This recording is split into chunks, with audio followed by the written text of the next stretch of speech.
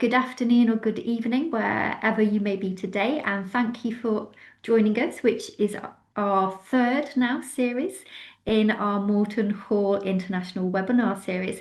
And today I'm delighted to welcome back our principal, Mr. Brewer from Morton Hall, and also to introduce Vincent from Link Edu, who will also introduce himself shortly. So, Michael, if I could just get you to briefly introduce yourself again, please, and then I'll hand over to Vincent.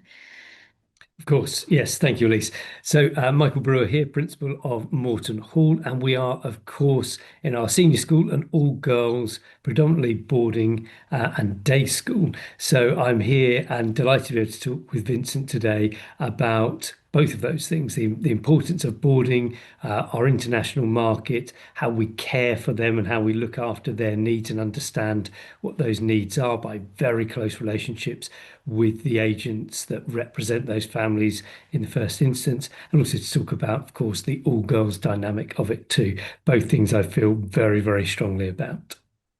Thank you, Michael. And Vincent, if you would like to introduce yourself.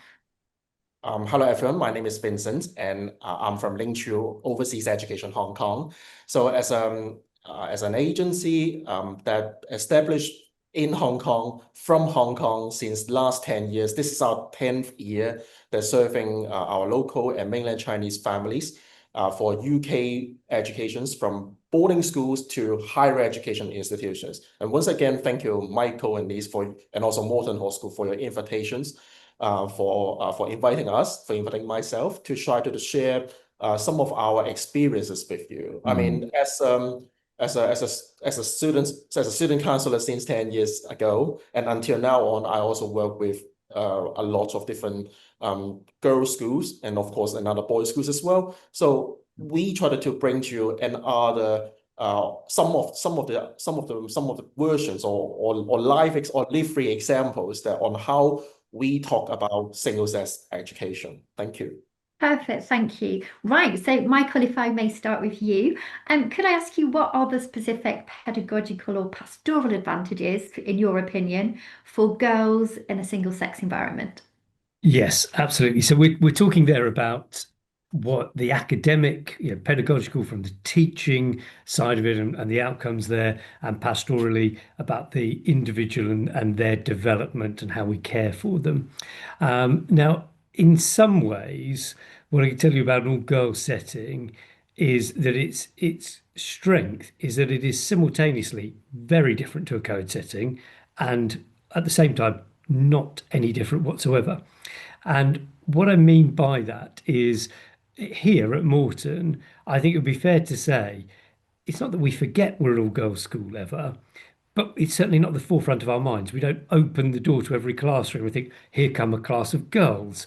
Actually, what we do is we just run a really good school, working really closely with parents and with the pupils and as a teaching and learning community. I observe that, and I've observed this in all single sex settings that I've been in, that the girls here fulfill every role you would see in a co-educational school. So it's not that we don't see what's termed boyish behaviour in co-ed schools. We see girls that are appropriately assertive and talkative and out of their shells and are laughing at things and are having a fantastic time and see the world the way that we would want them to see the world. We have girls that are very quiet and studious and want to be able to just find a space that's for them. All of those things happen in a co-ed school. All of those things would be happening, but what you would see is boys would predominantly fulfill the first set of roles and girls get kind of coached into fulfilling the second set. Not in every co-ed school, not in every instance, but we see a lot of that in co-ed schools. Typically, and I did some work on this a few years ago, actually physically observing this in some primary school settings. Typically, boys will fill most spaces physically that you put them into, and most girls will stand back to accommodate that. So I observed some of this in playground routines, whereby we let some of the girls out first, and they occupied the middle ground of a playground. And then we let boys out, and the boys took the middle ground and started playing football, and the girls fanned out to the sides and let the boys do that. And we see a lot of that in co-ed settings. In an all-girls setting, you don't see that, because every role is fulfilled by a girl, and that's pastorally and that is pedagogically. Every role in every class is filled by a girl. There are no boys subjects, and I would say, and I do say to parents, just show me a co-ed school where you've got 12 girls studying physics A level. There really aren't very many of those. So it's not so much about what do we do differently. It's more just how do we let girls be girls? The outcomes speak for themselves, because girls in all girls settings outperform at Key Stage 4 all other students. And at Key Stage 5, it's narrowly that boys in all boys settings, but in both cases, girls in all girls settings and boys in all boys settings outperform their co-ed counterparts. So we don't really do too much that's different as such, but it is letting girls be girls. Thanks, Michael. And Vincent, I'm sure you're going to want to pick up on those kind of stats also that Michael's talked about, and particularly those girls in Key Stage 4 outperforming in any other setting. And linking that specifically to why did your international families choose single-sex schools also? Now, surprising thing is when you try to talk to probably because of from my background, we are an agency from Hong Kong. We are focusing on with a lot of local Hong Kong families, and also recently in the recent years we met more and more mainland Chinese families. We actually can share with you that there is a very much significant difference. I try to use the difference in between the two Chinese families here, the two different types of Chinese families here. They are all Chinese. But again, you can see that what are the primary reasons? One of them is tradition. I would say even tradition is the most important factor. When I talk about tradition, I can share with you a significant example here. Hong Kong families are very much keen, and they know very much about girls' schools. They know single-sex schools. Of course, in Hong Kong, we have a lot of girls' schools. In the UK, it's very much the same. So in this sense, they have the tradition in their mind. In particular, some of the girls' schools in UK have been done very, very well. That it actually drives parents when they consider between single-sex educations and co-ed education, they can consider more about academically and try to link academic with tradition.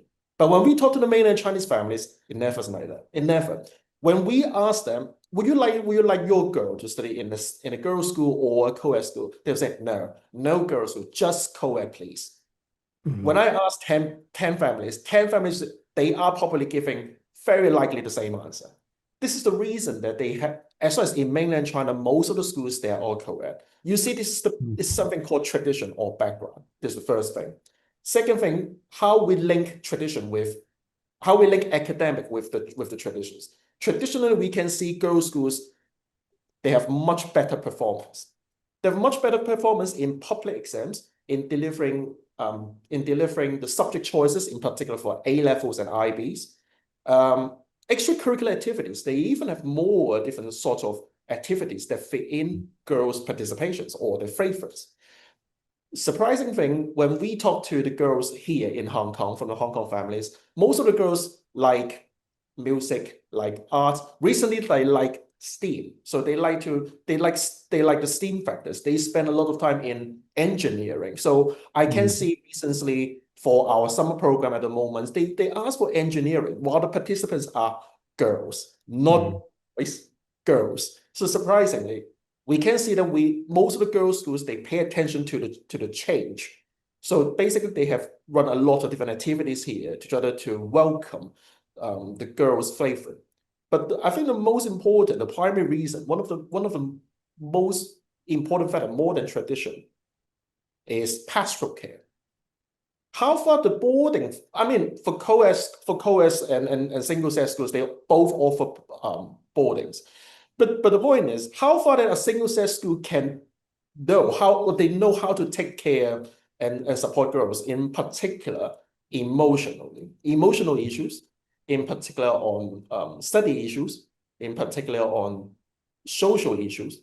So I would say single-sex schools, in particular, they know how to react with girls that they are from international community. So they're not born in the UK, they're born from their hometown. when they join a new, what I call a new environment here, in particular at the very initial 2 to 3 months, it is very important for single-sex education, for single-sex schools to know what sort of measures or what sort of solutions to try to help them to get fit in with the new community.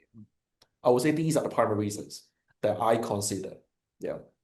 Thank you, Vincent. And Michael, picking up there on the idea of the pastoral, the emotional support and social development, and also bringing into that, we often would get asked the question, but do your girls get to interact with boys as well? How does Morton Hall specifically address these types of not issues, but points? Yeah, I mean, I think, Vincent, you're absolutely correct that there is something that's just built into a girls' school. By default, as you would hope and expect, it knows how to look after girls in those circumstances. So it's done quite seamlessly. And it's done by years and years of observing different types of girls responsive to different scenarios. And by and large, by affirming them. I think there's a core to lots of what we do here, which is to validate those feelings. So, we're never telling girls, whether consciously or subconsciously, well, you need to just grow up or you need to just take that on the chin. We'll help them deal with disappointment, and we'll help them. They might not make the first team lacrosse, or they might not make the star role in the play, and they'll need to learn to cope with that. But they're always being approached and coached sympathetically. So I think I couldn't agree with you more, Vincent. The other part of that question is sort of that socializing of girls. And, a big myth is that girls that go to all girls schools don't know how to react with boys. And I think there's two parts to that really. One is it is plainly untrue because they have male influences throughout their time at school. There are plenty of male teachers, and I obviously count myself amongst them. But they are what they're given there. What they absolutely should be given is they're given very high standards. So what they encounter in terms of the men in their day-to-day life are men that listen to them, show them respect, believe in the best of them, promote their self-interests, seek to protect them from harm in a way that empowers them to protect themselves. So and this leads me to the second part. I think the myth stems possibly because what girls' schools actually turn out are highly self-actualizing, empowered young women who know exactly how to cope with boys, and they just expect a lot because they should expect a lot because that's exactly the same level of dignity and trust that I would expect of another man or I would expect of another woman. So I think part of the myth stems from we just turn out these girls that upend the world because they believe in themselves and have very high expectations of how they ought to be treated. So that's the bigger, kind of probably the philosophical side of it. On a day-to-day practical level, as I say, lots of positive male role models within the school anyway. And then there are lots of social opportunities. So many of our girls are given school support, whether that's with additional resources, time their timetable, training in school, but they're given school support to then pursue sports or other activities at club, county, national, and even international level, where they have regular weekly contact with boys, with other men outside of the school, and they not only cope, they flourish in those environments as well.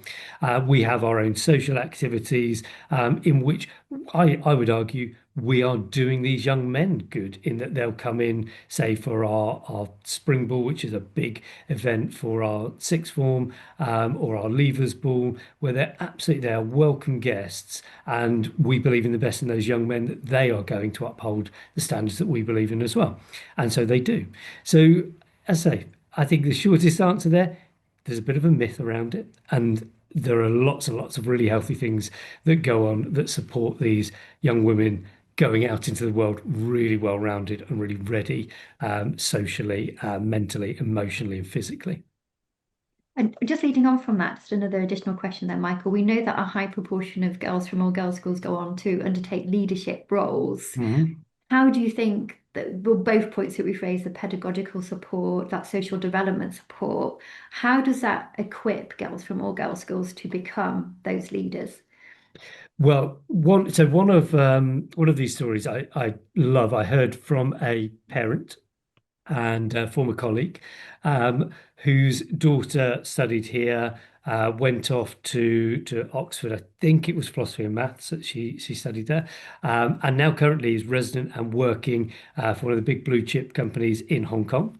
And her reflection was there were very few women that went in and went up with her career wise, but those that did, she could spot the ones that came from all girls settings and the ones that didn't, because the ones that came from all girls settings expected the room to listen to her in the same way that all of the male colleagues expected the room to listen to them.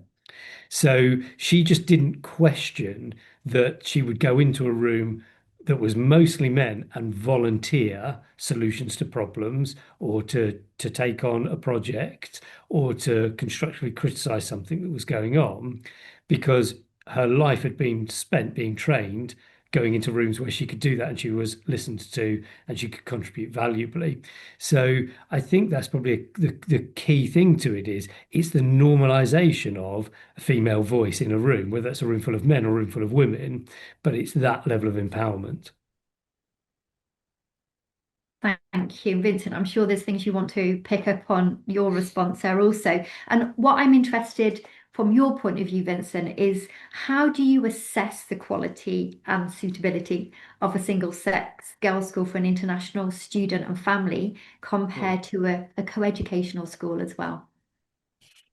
Wow. Now, quality and suitability. Now, this is somehow that we need to split the whole thing. I need to split your questions from two different aspects. The first aspect is quite simple. It's a parent's aspect. Surprising thing is when parents attempt to send students to study in UK or in any overseas countries, so the first person we will first speak to will be the parents. So in this sense, you speak to the parents, it very much depends on the parents' will. How far did they believe, how far they trust or believe in single-sex education? So when we first speak to a parent, if they highly recommend or if they actively saying, hey, I want my girl to study in a girls' school and that's it, no co-ed school. So we will highly assure that the quality and suitability that this child will be definitely have been already being educated or probably being have been persuaded by the parents saying that how appreciate on single-sex education. So it is very likely to the first point is very likely to be the parents will. If they're willing to do that, so basically we will see this is a very good start.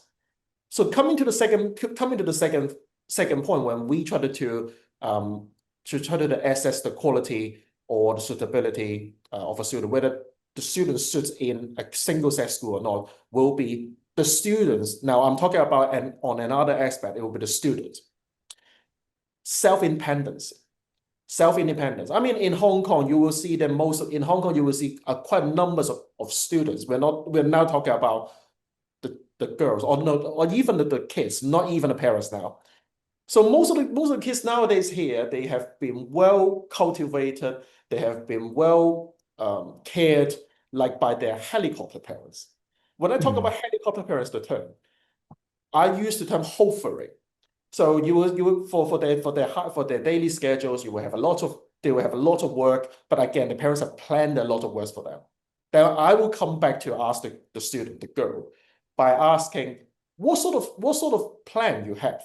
What sort of when the girls are able to answer me the questions, so with a clear directions or clear solutions. So for example, I want to be a doctor, or I want to study maths, or I don't want to study maths, for example.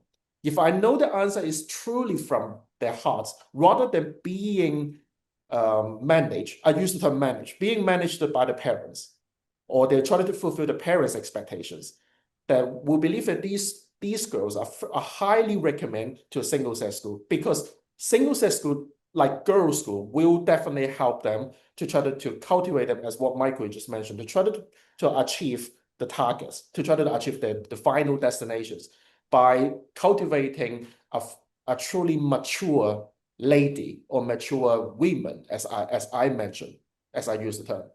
This is one of them.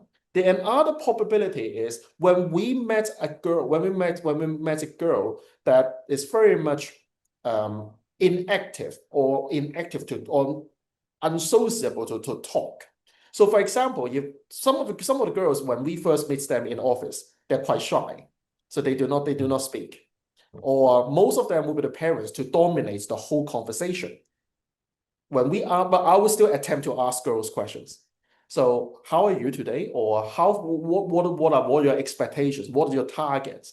Or what is your expectations on your overseas education?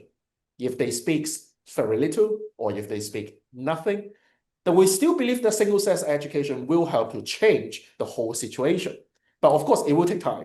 It's not something in the short term, but it was something that in long term, that single-sex educations, they, in particular, like girls' school, they know what the girls need. They have their own way, the magic way, to try to deliver how to transform the girls. The another thing what I would like to add on is the development of students. This is a good consideration point. What means by development of students? It could be academic, it could be extracurricular activities. So sometimes we receive inquiries from parents saying that we don't want our girls to be excellent in grades, so we don't want 4 A stars in A levels. That's fine. But we want the girls to be expertise in particular ways, or the girls want to have their own developments, very much different from the others. So such as they don't want to be doctors, they don't want to be solicitors or lawyers. They just want to be good as a businesswoman. Okay, good. So we will always review the schools and see whether the schools' facilities, the subjects, and the supports, whether they are able to try to fulfill the capacities, or try to fulfill what the parents and the students expected. So I think these are the ways that how we review, or how we don't like to use the term assess, to be honest. Assess is a very much formal way, but we use the term measure.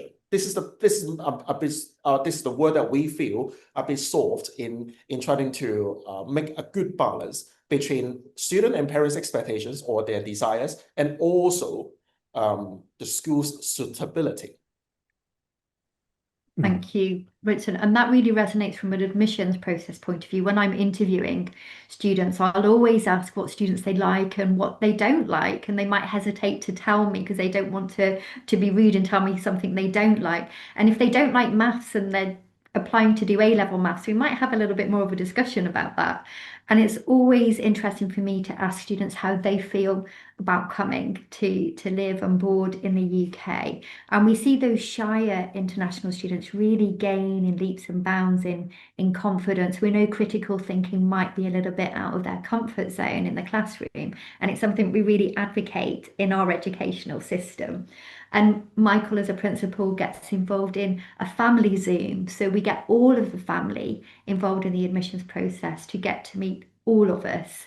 And it's really important, as Michael said, the student's voice, because the student will blossom and prosper in an environment they essentially feel happy in. And I see firsthand, girls in an English Lit classroom really championing each other, really supporting each other, really getting a wealth of perspectives to write a much maturer essay as well. So it's lovely to see that you feel that from an agent point of view, there's synergy there between the agent and the school also. So I feel it's probably a good time in a moment to also bring in the idea of demystifying league tables. But Michael, I don't know if you wanted to round anything up or put anything in the pot for the single sex element firstly. Not on the single sex element, no. I will just say, I think, Vincent, you've really outlined why relationships with agents between schools are so important. Because as you said there, that filtering process you're going through, you then need to know and really be able to trust that the school you eventually filter the child into, whether that's a girl or a girls' school or a boy in a co-ed school, whatever that might be, that school is going to deliver what you've told the parents it will deliver.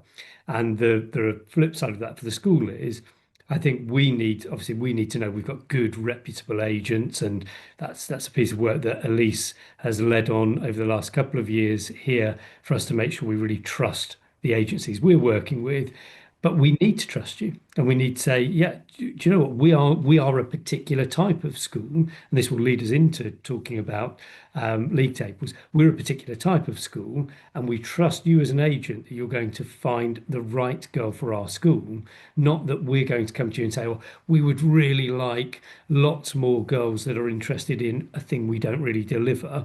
Or we've got an idea, we're thinking of setting up it might be we're going to set up a media studies program, and we'd like you to start bringing us girls that are really interested. Well, it just won't have integrity until we're running that program really well, and it's not a fair ask. So I think we need to be really realistic. Schools need to be realistic. Say, know yourself. You can't be all things to all people. Be comfortable with what you are as a school. Do those things really, really well, and then build relationships with agents that you trust who will bring the right girls to you. Because bringing the wrong girl to the wrong school is a disaster for everybody. So I know I'm preaching to the choir with you, Vincent, 'cause I know you know these things and we've talked before about them. But it's something that I feel really strongly. I think schools can get badly wrong if they're not careful, and it just doesn't help anybody. But it does lead us on to league tables. So really happy just to get the ball rolling with that. League tables are important, so there's no point saying that they're not important. They absolutely are, and we've got to be realistic about our families that are going internationally. A local family, and I've sat with a few local families over the last few weeks. We've got children at other independent schools nearby. They can go and see these schools in an afternoon, and they can go around and they can get a sense of the school, and they can look at a league table, but they can also look at what are the most recent set of results. They can ask questions. They are here, so they can take lots of different metrics before they whittle down. And often, if they are local and want to stay locally, they've maybe got 3 or 4 options really. An international family have got hundreds of options, and that's only thinking about the UK. They might look at Canada and Australia and other territories. They've got hundreds, thousands of options, and they've got to start somewhere. So league tables are helpful if what you're saying is my absolute drive is for my child to be in a school that's in this position or above in the league tables. That's very helpful. So we can't, there's no point saying anything otherwise. But what I would say is that the league table only tells you one part of the story. It doesn't tell you what the intake for that school typically is. And again, if you're a family that doesn't care, and in a nice, positive way doesn't care, that's just not your concern, then that's fine. But what it won't tell you is how good is that school at taking a child that might be somewhere in the middle of the ability range and giving them everything that they need to unlock talent that they perhaps didn't know they had, or that they've got but needs nurture. It won't tell you that story ever. You can look at value added, and that tells you that story much better. But I think what families need to ask themselves, okay, it comes back to what Vincent was saying. What motivates them? What is it that they really want? And then how important is the league table in that? And the league table, again, it won't tell you necessarily things about the size of a cohort. It won't tell you about the individual stories, but you can ask schools that. And so my advice to families, and I'm sure, Vincent, you've given families similar advice, is to always have one or two, perhaps more wild card schools that tick other boxes. If your focus is academic results and league tables, to perhaps say, well, if you're going to look at 6 or 7 schools, let us put 1 or 2 in there where you're not going to see them as far up the league table, but we just want you to be able to see what else is out there and to be able to ask a few questions, because some of those families will actually then see, well, do you know what? My daughter, I think, we get girls 5 A stars at A level. That happens here. We get girls to Oxbridge, we get girls to G5 universities every year. So that facility is here. We're just going to do it in a different way to an academic hothouse that is looking for league table position and maintain league table position. So families coming to see that, find out for themselves if it's for them, whether that's virtually via an agent, coming in person, as more and more families seem to be trying to do even internationally. That I think is probably sensible for them in terms of working out how to find the right school for their child. Thanks, Michael. And Vincent, I can see you nodding along, so I'm going to ask you, how do you encourage families to look beyond the league tables to find the school? We've talked about the best fit, getting the right child in the right school. So what do you look for, and how do you encourage families to look beyond the league tables also? When I heard from Michael, when he just mentioned saying that league table is very important, you know what, when we try to talk to parents in the front, I try to talk to them saying that league table is not something that you should very focusing on. But Thank you. I definitely agree with what you just mentioned. That's why I keep agreeing with you. The Mhm. whole thing is, this is the logic. When most, I understand that when most of the parents they're quite, I mean they have no idea about overseas education. So of course they will definitely rely on some paperwork. So let's say league tables. But again, league tables, what can league tables show you? The first question I keep always asking is how far did everyone knows what I call a top school, or a school that who lists on the first, maybe on the second, on the third of the league tables, how do they create, or how do they cultivate how do they teach their students? Whether the teaching methodologies will fit in your son or your daughter? That's my question. For schools who are on the top 10, that basically they have, of course, they actually achieved an excellent results that we can't forget, or we can't simply say, okay, it should be have, they must be appreciated anyway. But again, whether the teaching methods will fit in, maybe not. So that's why, alternatively, Lise, back to your question, I will try to come back with you now.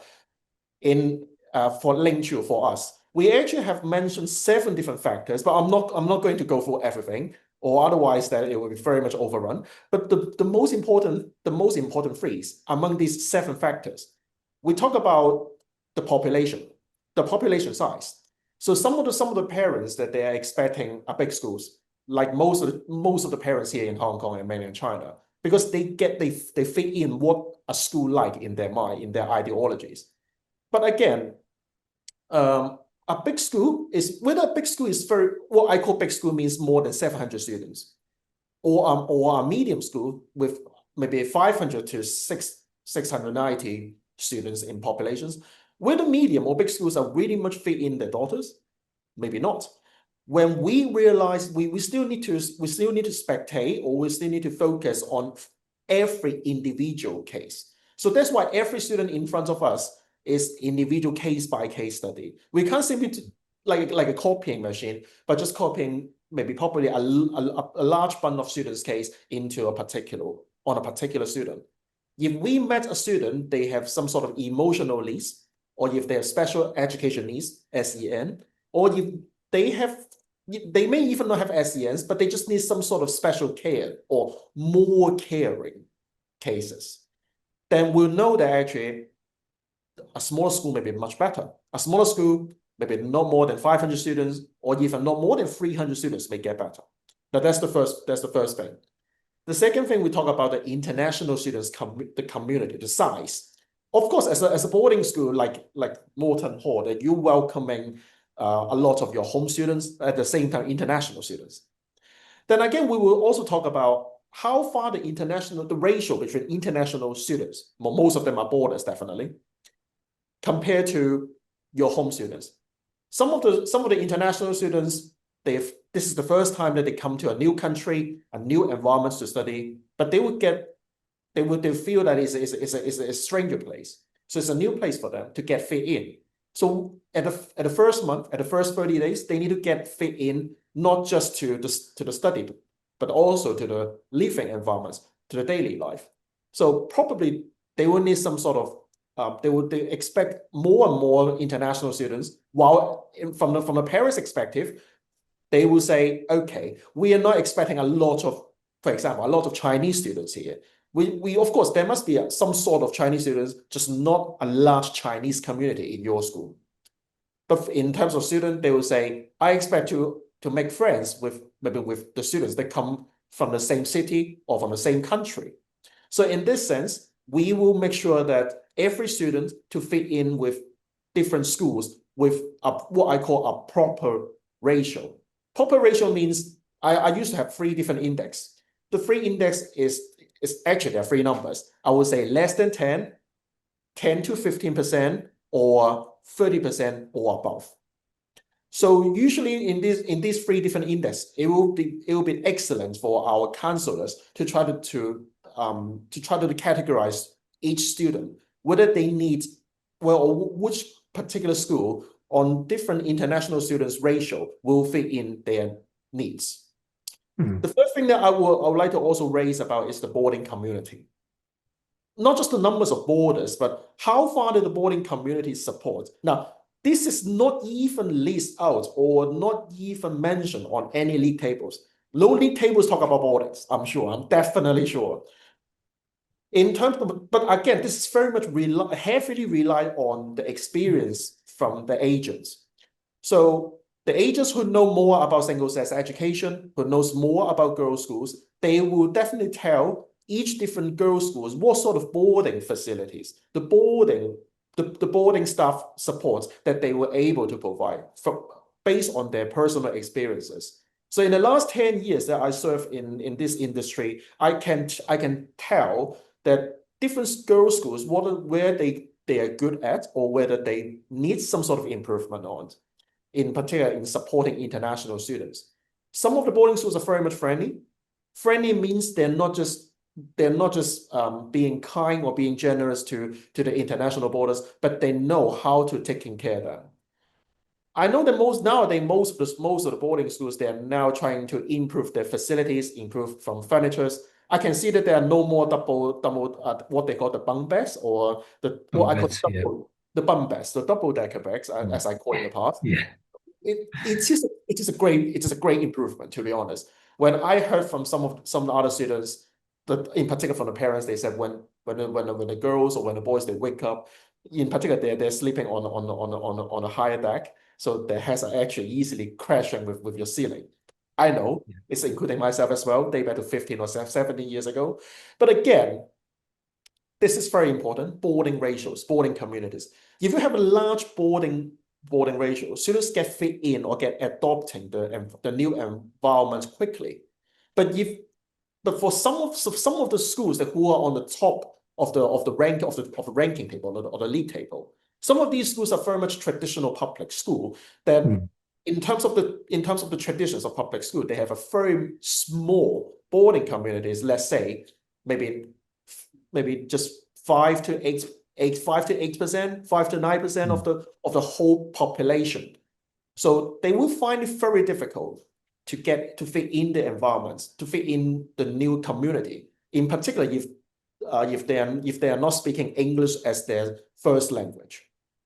So I'll take these three, of course, apart from our 7 major important points here. But again, these 3 points, so the international school ratios, boarding school ratios, and also school population size, they are all out of the league tables. That they are the very important factors when we try to encourage international families on why they should choose UK boarding schools. So these are the other factors.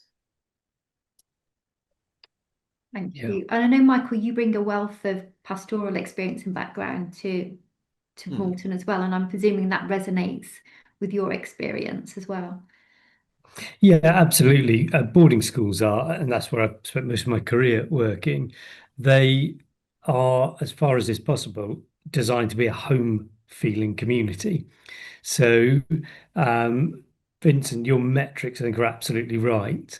One of the things I love about Moulton is that the school is filtered through a boarding lens, whether you're boarding or day pupil, because of the house structure. So everybody belongs to a house and the boarders belong to a house.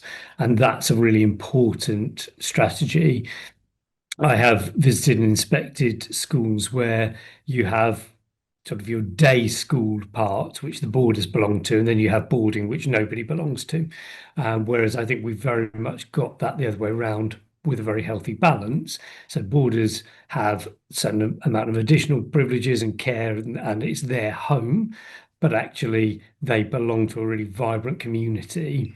And we have lots of flexi boarding. By the time you get to across an academic school year, more than 90% of our pupils will have boarded because they love flexi boarding, they love being in that environment, and it does feel like a home away from home. And that for the boarding community, the main boarding community, is really healthy. And even at 60% of our pupils are boarders, even at that level, it's really nice for them to have their day pupil friends come and be able to stay over.